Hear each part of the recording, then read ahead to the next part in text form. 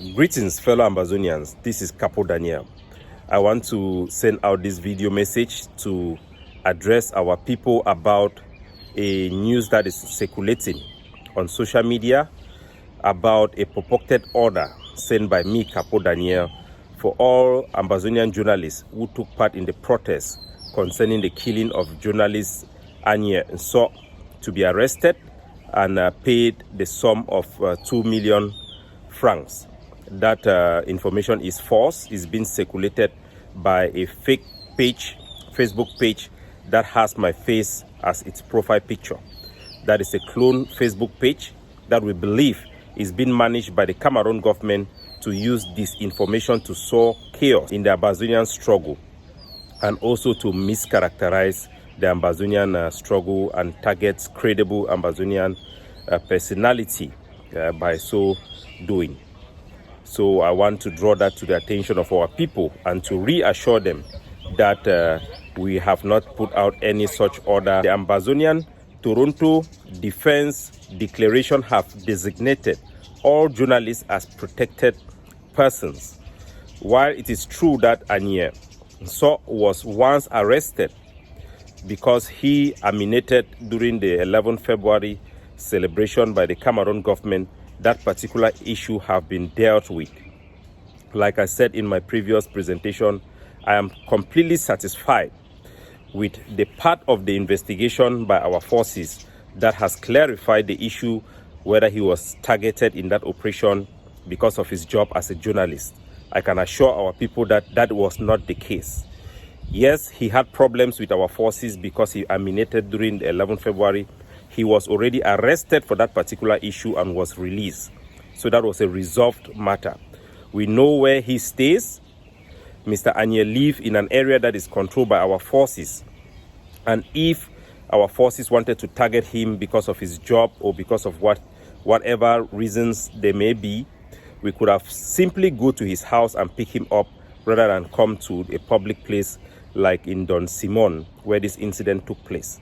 So we are very sure that this incident is not because he is a journalist or related to his work as a journalist or as a DJ or content producer. So all journalists should be aware of this conclusion.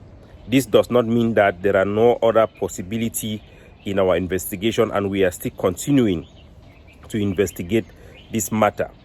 This was a matter of a young soldier who is not experienced, who acted out of impulse in a mistaken identity situation and shot and killed this journalist, and internal disciplinary measures are being taken against this soldier to ensure that similar incidents do not happen in the future.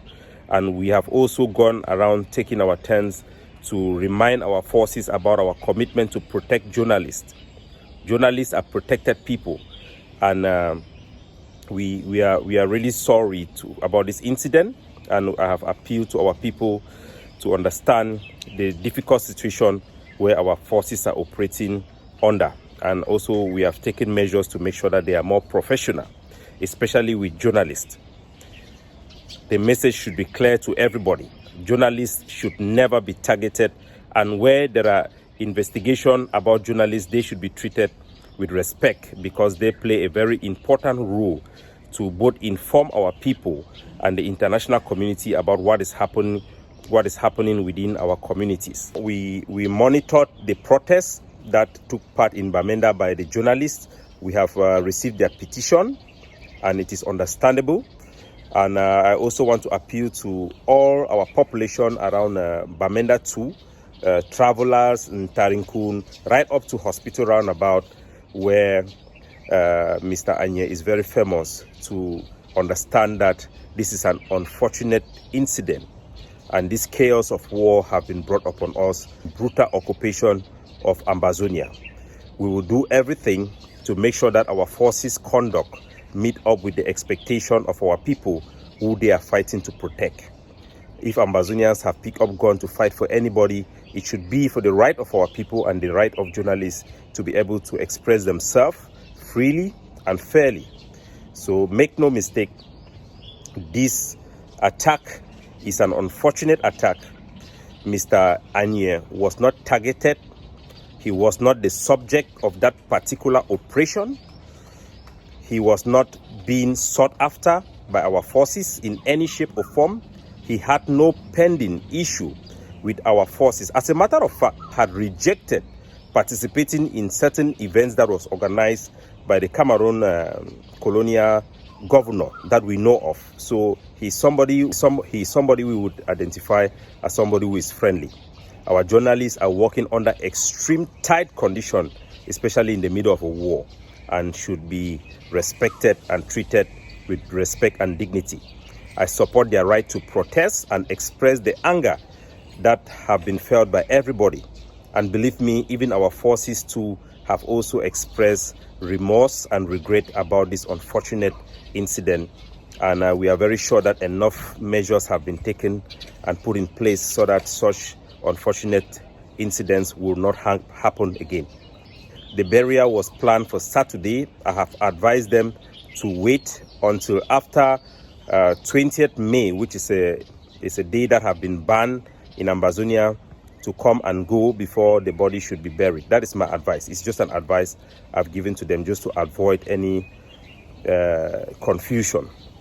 So our people should focus on our liberation struggle and trust that our forces are doing their best under very difficult circumstances to protect their interests, their aspiration, and to work with integrity that befits their name.